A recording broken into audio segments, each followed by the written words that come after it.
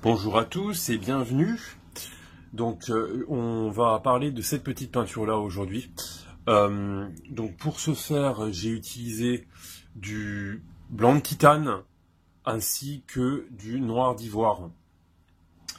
En termes de pinceau, je vais avoir besoin donc de pinceaux ronds comme ça. Donc celui-ci, j'ai pas la taille, hein, ça doit être un 2 ou un 3. J'ai également utilisé hop là, un petit pinceau, donc ça c'est un pinceau droit, un pinceau plat et c'est un numéro 4. Et ensuite on va avoir également des petits, donc ça c'est des langues de chat. On a donc le numéro 2 ici à droite et on a le numéro 3 ici à gauche. Pour le format c'est du 20 par 15. Donc c'est parti pour cette petite peinture. Je vous ai fait ici une échelle des valeurs avec donc du 0, c'est vraiment la couleur du papier, donc vraiment blanc, et au 10, c'est le noir, ici on est sur du noir d'ivoire. Je vais commencer par la zone ici à droite, donc ça c'est toute la zone qui est dans l'ombre. Donc la lumière, elle vient par ici.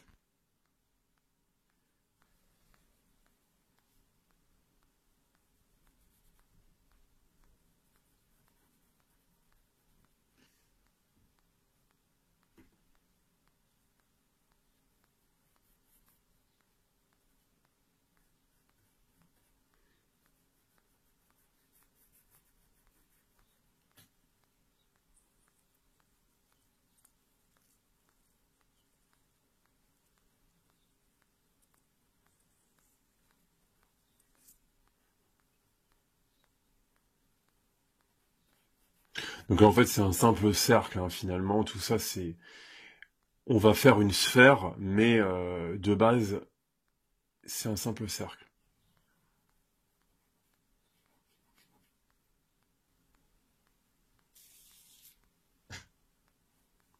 Donc c'est un dessin extrêmement facile à faire. Et l'exercice en tant que tel, il est très intéressant. Parce que ça nous permet de repérer précisément ce qu'il y a de sombre et lumineux. Et en fait, ça nous permet de comprendre comment fonctionne la 3D. Comment on arrive d'un simple cercle à une sphère. On va passer un petit peu là.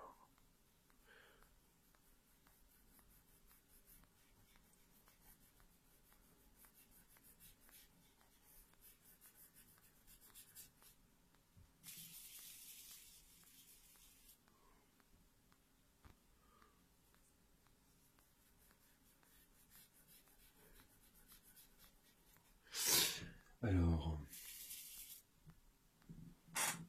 donc je vais en profiter également pour faire un peu le fond. Je vais légèrement teinter mon fond. Parce que là, le blanc comme ça, pur, c'est pas terrible. Donc je vais y aller avec une couleur, un gris neutre. Là, je vais faire un gris neutre.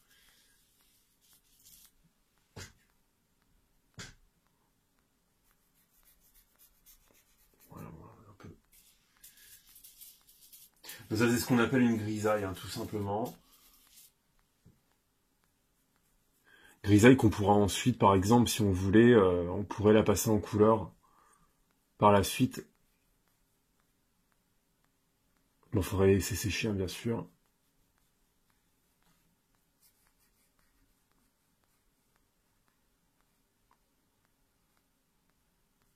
Bien sûr, dans une peinture classique, hein, normalement, on passe... Enfin, moi, en tout cas, ce que je fais, c'est que je passe directement à la couleur. Je fais pas de grisaille avant, hein. Sinon, ce serait une perte de temps pour moi, je trouve. Voilà, hop.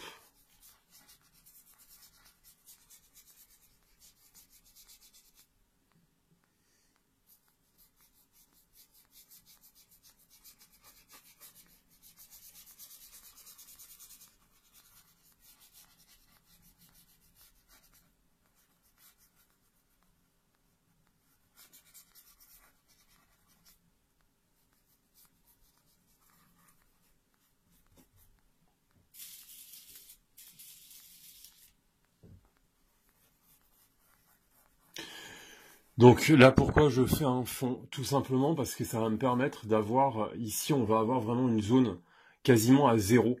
On va être sûrement en termes de valeur à un ou un 2 ici, là où il y a la lumière. Et du coup, j'ai envie vraiment que ça ressorte par rapport au fond.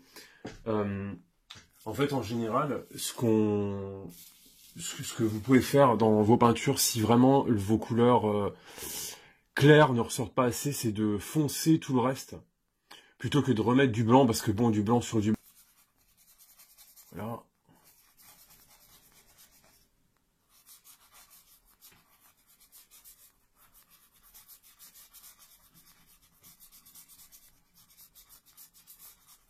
Et on pourrait effectivement appliquer ce genre de méthode sur, par exemple, on pourrait imaginer que c'est une pomme ou un fruit ou peu importe.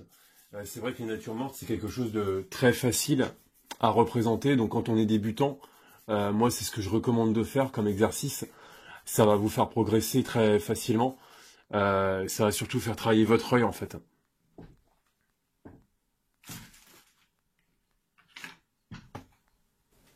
J'avais jamais vraiment travaillé sur du papier. Ici on est sur un morceau de papier canson. Donc c'est un papier exprès hein, que j'ai acheté pour l'huile. C'est fait pour l'huile et l'acrylique. Alors c'est un support qui est très très lisse. Donc moi je suis pas forcément habitué à travailler là-dessus. Plutôt, moi ce que je préfère c'est plutôt le grain fin, voire torchon. Ça j'aime bien. Mais ça se travaille quand même. Ok, donc là on a fait le bas, on n'est pas trop mal. On va repartir dans la boule. Alors, hop là, on va...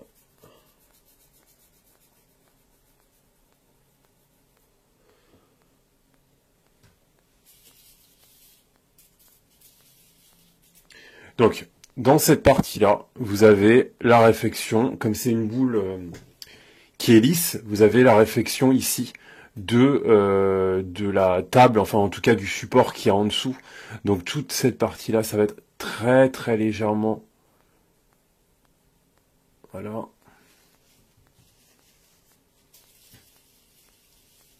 C'est plus clair. Ok.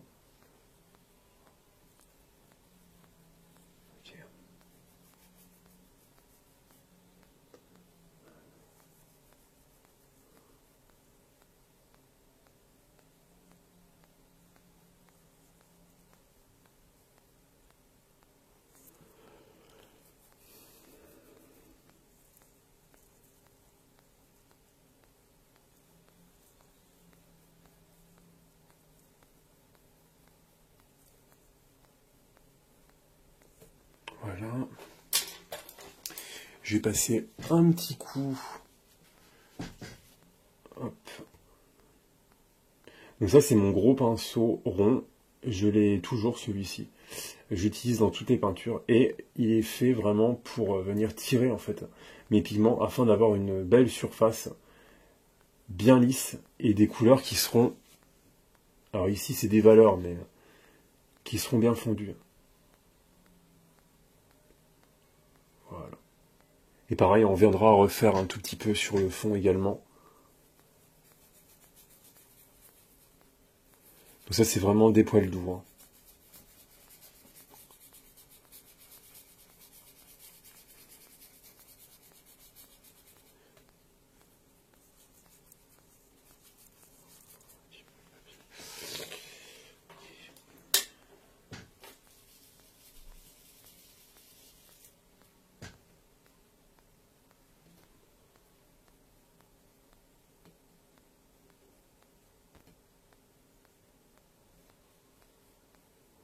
Bon, c'est pas bien grave, hein, si ça dépasse un petit peu, c'est rien. On pourra toujours revenir après. Ici, on n'est pas dans quelque chose de très très précis pour le moment, donc après on voit qu'on peut toujours reprendre, hop, voilà, sur le fond.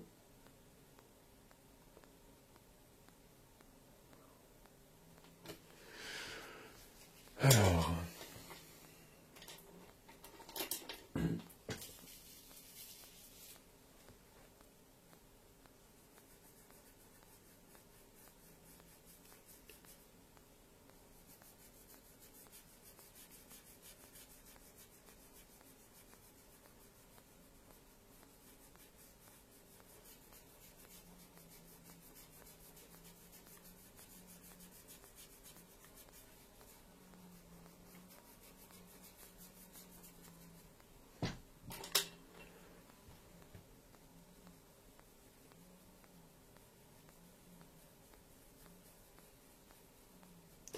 Ici, c'est de l'huile, hein, donc forcément, les couleurs, on peut faire ce qu'on veut. Il n'y a pas de risque de séchage. Trop rapide, en tout cas.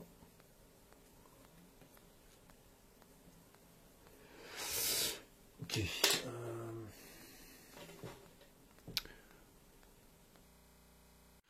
Donc ici, on va arriver sur le terminateur. C'est la zone qui sépare en fait l'ombre et la lumière.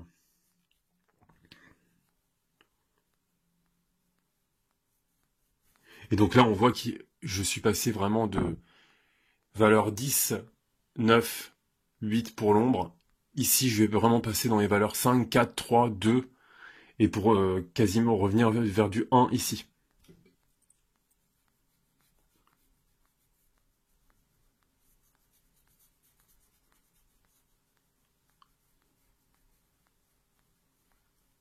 Donc comme c'est une sphère, mon ombre, enfin mon terminateur, il est pas complètement droit, ça c'est normal.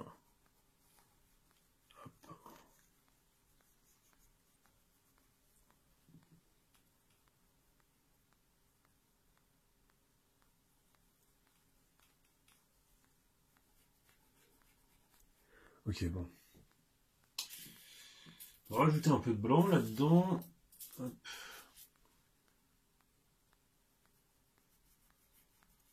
Ça c'est quand même très sombre.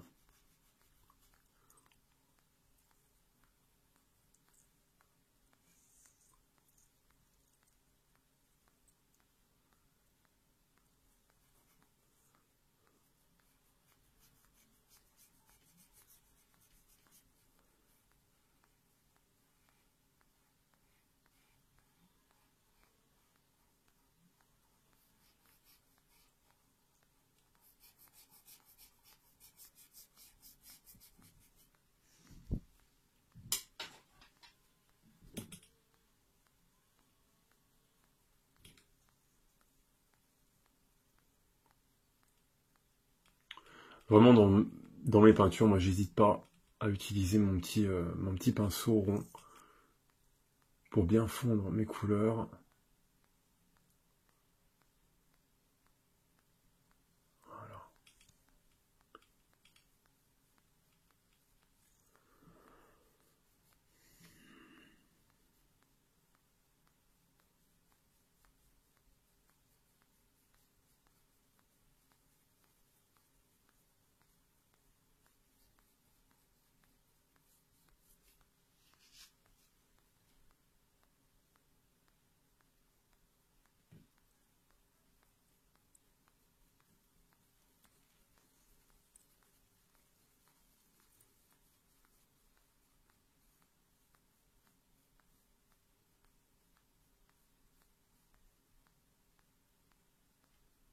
Après, il faut prendre son temps, hein, c'est comme tout.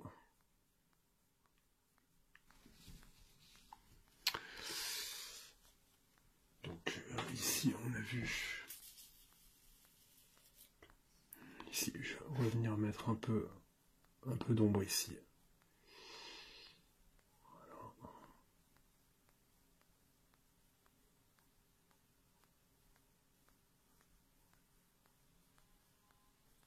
Ok.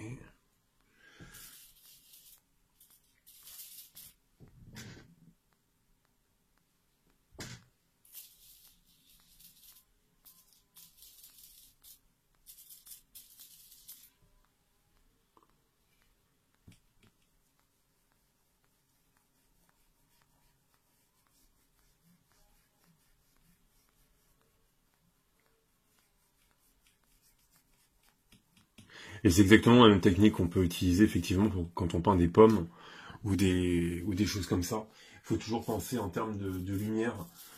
C'est hyper important de savoir d'où vient votre lumière. Donc ici c'est là. Et savoir l'analyser par rapport à ce que vous avez autour. Et ça passe vraiment par de l'observation.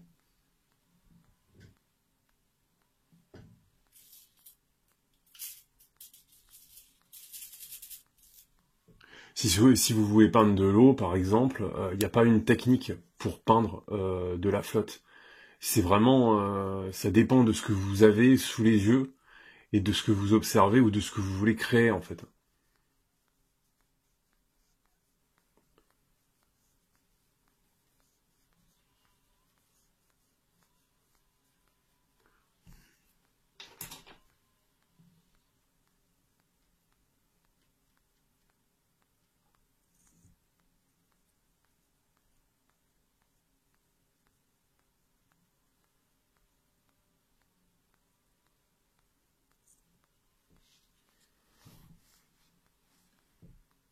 Et ça, c'est la même chose. Là, vous me voyez utiliser ce petit pinceau là depuis tout à l'heure. En fait, je j'ai pas de nettoyant moi à pinceau.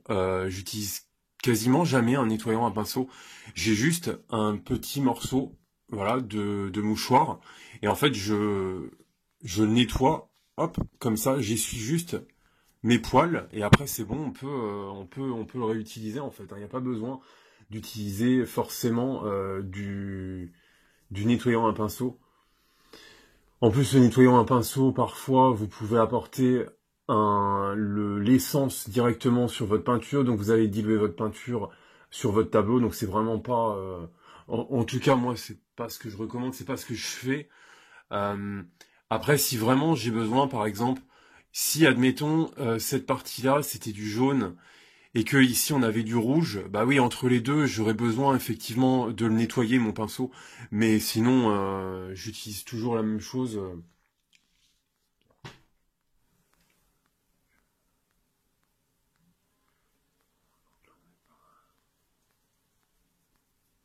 Voilà. Bon.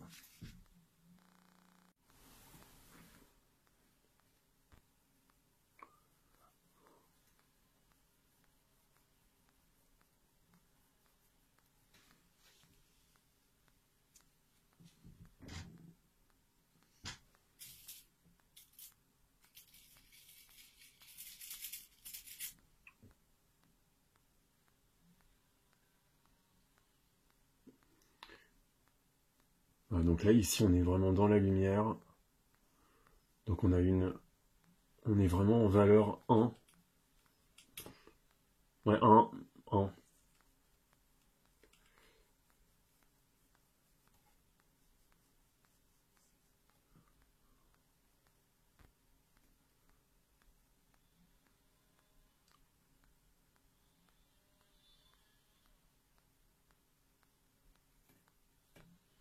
Voilà. Donc maintenant qu'elle est faite, ma sphère, je vais pouvoir passer aux petits détails. Donc ça va être des ajustements finalement qu'il va falloir faire. Une fois qu'on a imposé ces valeurs,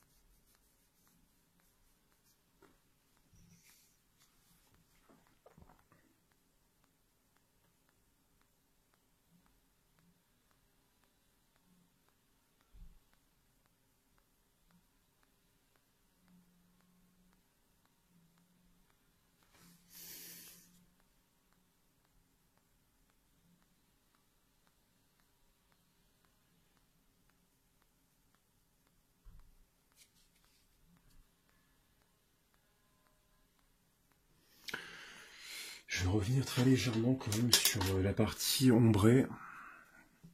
Parce que là, l'ombre, elle est pas... Ça me plaît pas, ça. Ça ne me plaît pas. Alors...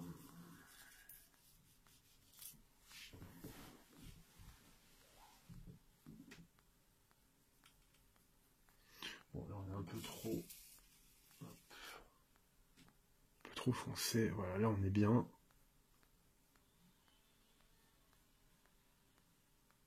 Souvent il y a des détails comme ça dans les peintures où il faut mettre un peu plus de temps.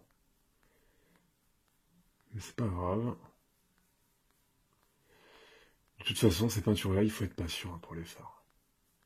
Si on n'est pas patient pour l'apprentissage et pour faire ce genre d'exercice-là, on progresse, mais on progresse quand même moins vite. C'est pour ça que les natures mortes, ce que vous pouvez observer autour de vous, vous prenez un verre, une table, ça on en a tous chez soi, ça coûte pas très cher, et on peut faire comme ça peut-être pas forcément un chef-d'œuvre, mais en tout cas on peut s'exercer. Et après ça sert à rien de partir tout de suite, si vous n'avez pas forcément l'habitude, de partir dans des trucs très compliqués. Euh, Après c'est vrai que je peux comprendre hein, que ce soit au début, quand on débute, on a forcément envie de faire des toiles qui vont être belles et des choses qui vont nous plaire, mais il faut effectivement prendre ce temps-là où on va apprendre à faire. On peut pas tout obtenir tout d'un seul coup, c'est pas possible, malheureusement. Bon, ok. Alors, donc là, ici, j'ai un petit problème avec mon fond. Je reprends un petit peu de peinture. Hop.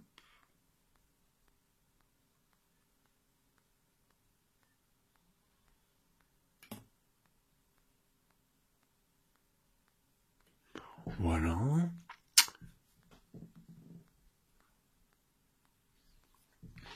Ok, donc là, puisqu'on est là un peu pour s'amuser aussi, moi, je vais mettre un petit peu de lumière ici, dans la partie sombre.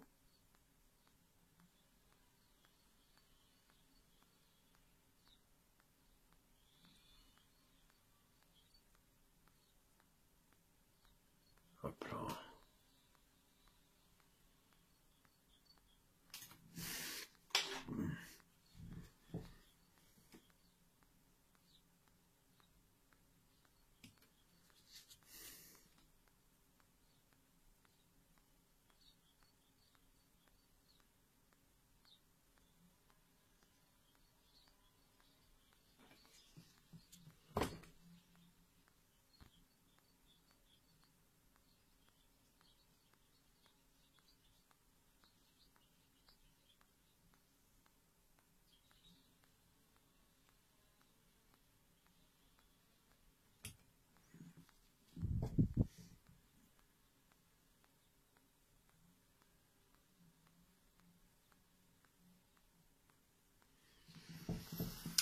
Voilà.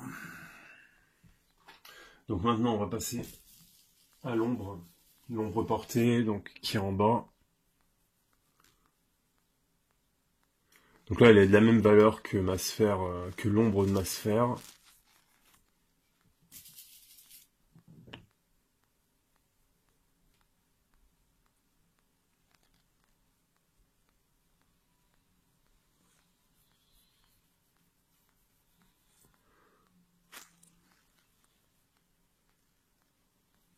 Hop.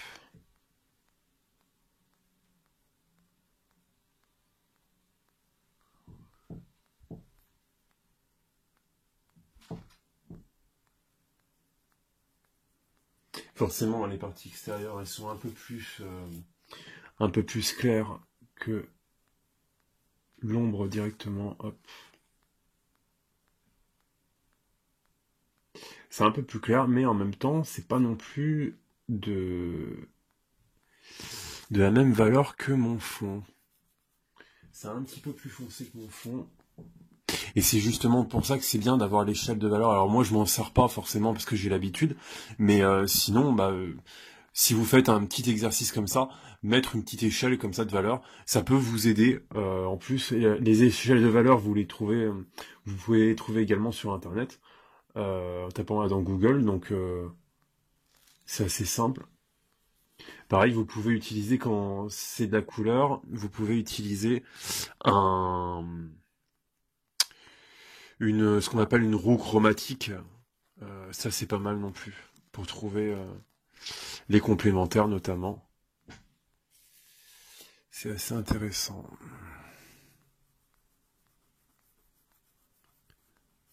Voilà.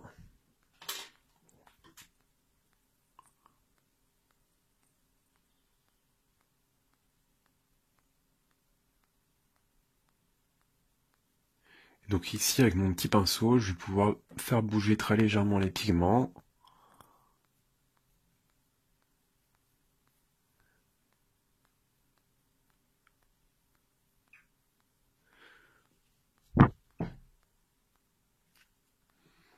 Ok, donc là, c'est bon, j'ai fait mon ombre portée. Maintenant, on va terminer le fond. Hop, le bas.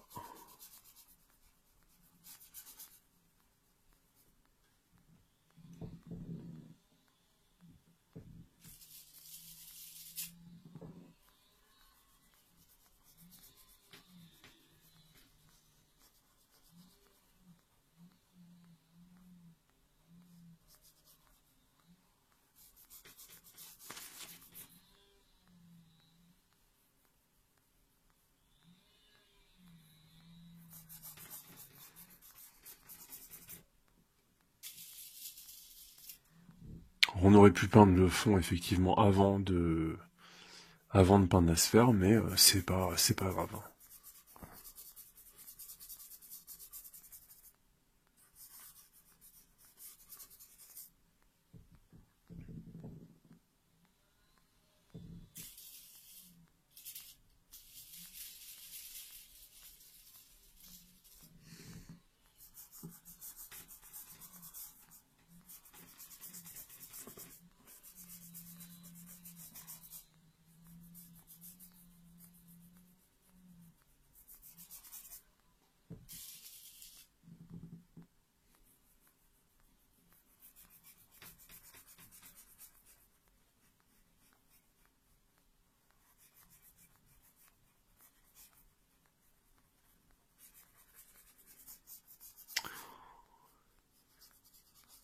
Voilà, donc après, ensuite, on aurait pu effectivement mettre, par exemple, une ligne ici, une ligne d'horizon ici, ou un peu plus bas. Euh, on pourrait également mettre un peu plus de couleur de clair ici, mettre un peu plus de foncé, par exemple, là dans l'ombre, dans l'angle, si vraiment on voulait faire remonter la sphère qui est au centre.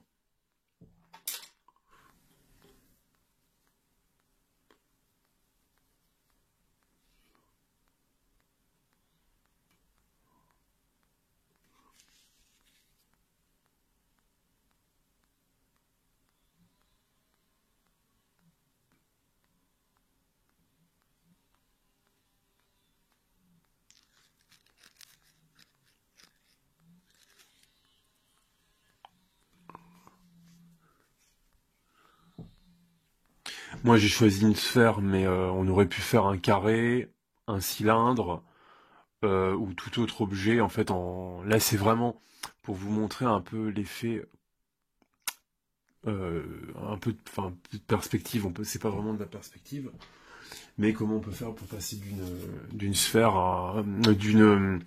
pardon, d'un cercle en fait à une sphère.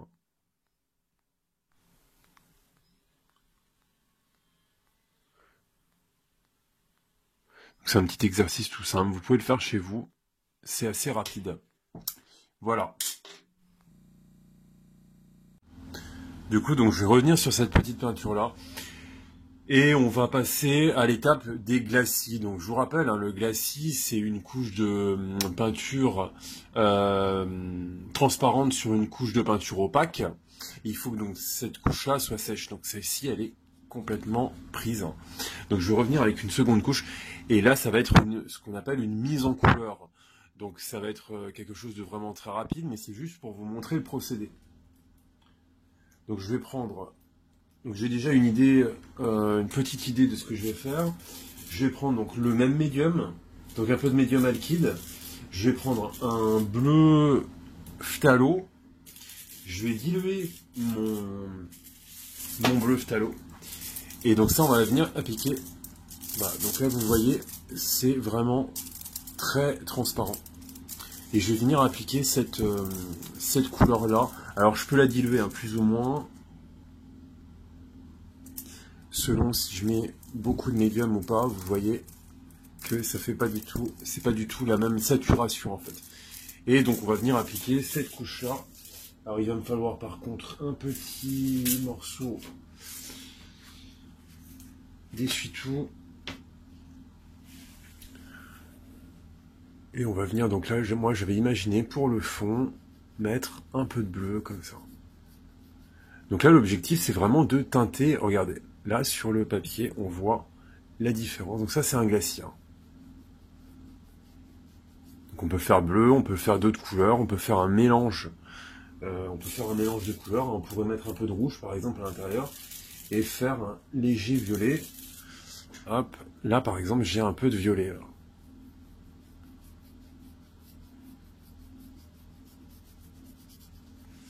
Voilà.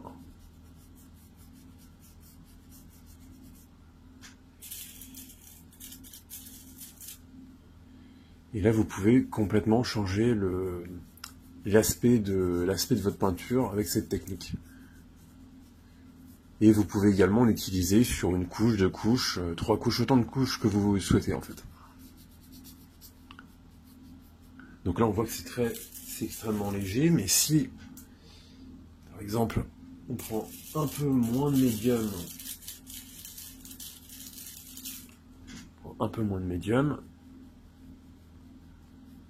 voilà, et là on voit qu'on peut surcharger la couche. On va prendre le pinceau éventail.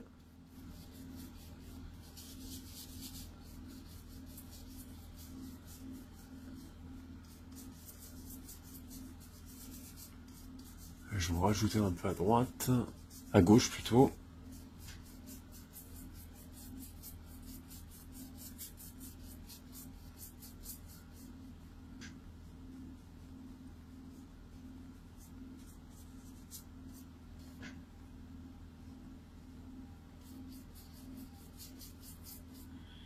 Voilà, donc là c'est très légèrement teinté. Hein. Après on pourrait revenir en mettant un tout petit peu plus.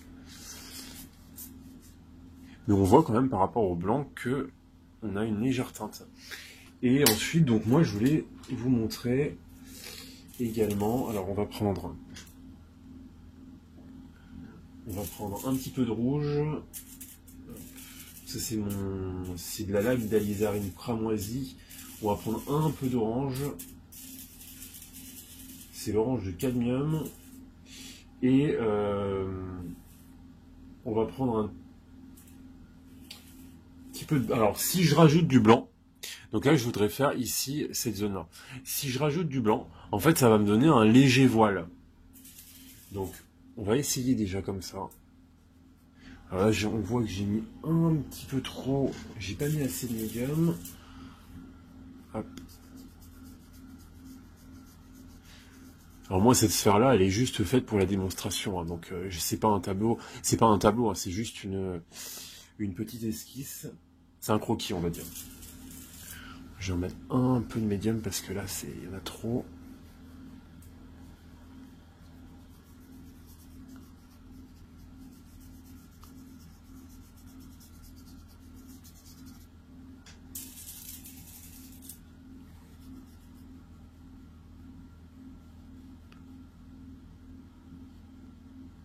Et là, on peut complètement changer l'ambiance en fait d'un tableau avec cette technique.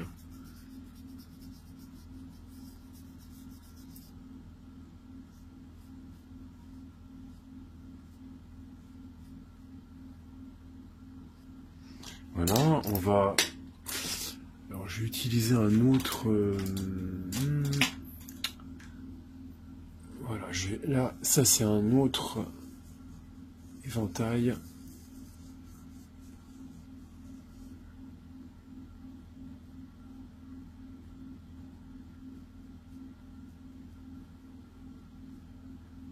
Alors pour l'application du glacis, vous avez cette technique-là, vous avez également la soustraction en fait. C'est-à-dire que on peut, admettons si on en a un peu trop, on peut retirer. Hop, alors là il faudrait que je trempe mon petit sopalin directement dans le médium, mais on voit là, hop, on voit qu'on a de la couleur dessus.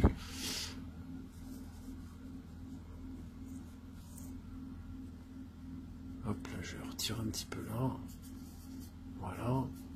Et donc si on rajoute par exemple, on va rajouter un petit peu de blanc dans mon blanc qui est là. On va reprendre un petit peu de rouge, un petit peu d'orange, un tout petit peu de blanc.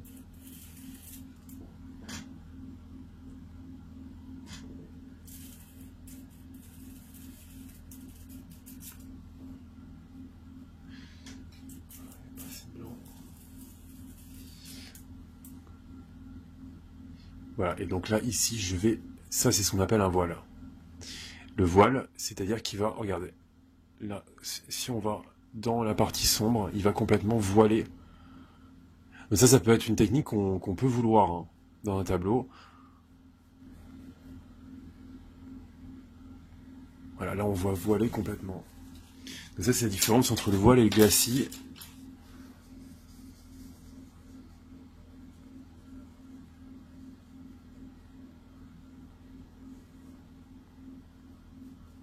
Ah, je vais essuyer un petit peu mon pinceau.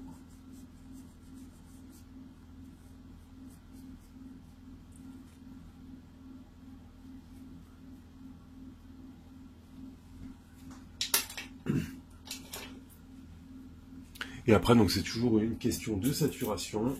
C'est-à-dire qu'on peut... Là, j'ai mis un petit peu plus de peinture, un peu moins de médium. Et là, ça va être la même chose. Si on sature à fond, on garde quand même les valeurs.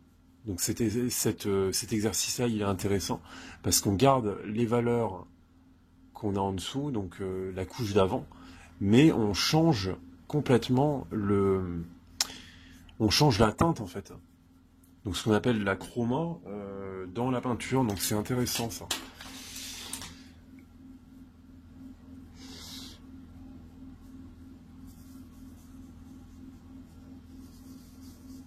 Et donc le glacis, hein, comme il est appliqué sur une peinture qui est sèche, vous pouvez totalement le retirer. Il n'y a pas de problème.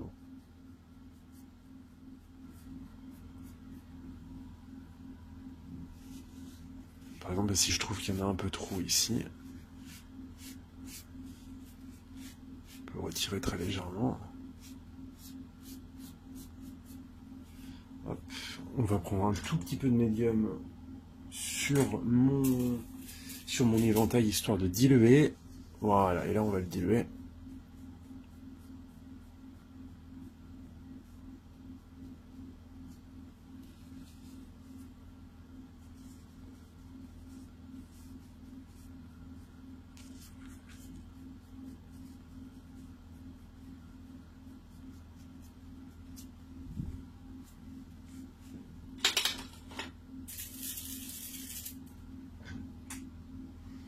Et là, on peut toujours terminer, hop, le bas du tableau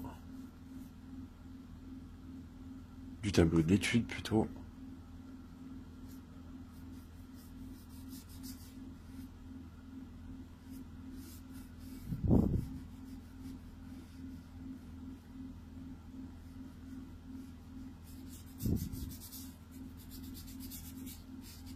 Alors vous pouvez faire un glacis intégral ou juste un petit glacis de travail ici et là dans la peinture. Vous n'êtes pas obligé de faire la totalité de la toile.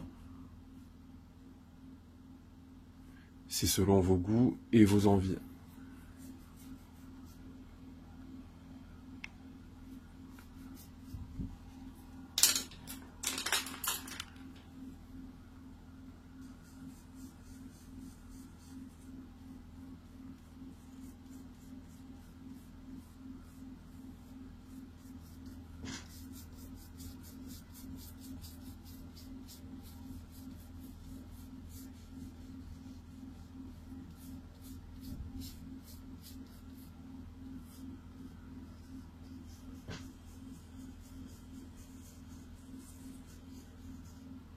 Là, par exemple, j'aurais pu très bien choisir de faire l'ombre ici très froide. J'aurais pu prendre, par exemple, alors pour que ça fonctionne bien, j'aurais pu, admettons, me dire, donc je vais prendre, c'est tout bête, je vais prendre, hop, ça, voilà, mon cercle chromatique.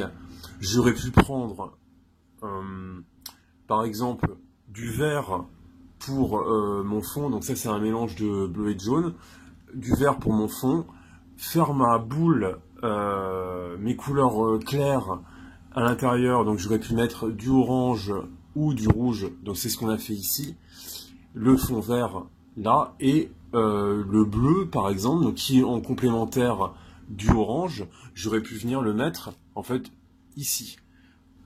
Et là, effectivement, on aurait du coup eu un contraste encore plus important en fait, sans changer les valeurs, juste en changeant alors éventuellement un peu la saturation, mais surtout en changeant la chroma, la couleur. Voilà, donc c'est ce que je voulais vous donner comme information en plus. Euh, Tant qu'à faire, ça peut vous servir hein, pour vous. Donc ça fonctionne pour de la peinture à l'huile et ça fonctionne également pour de l'acrylique.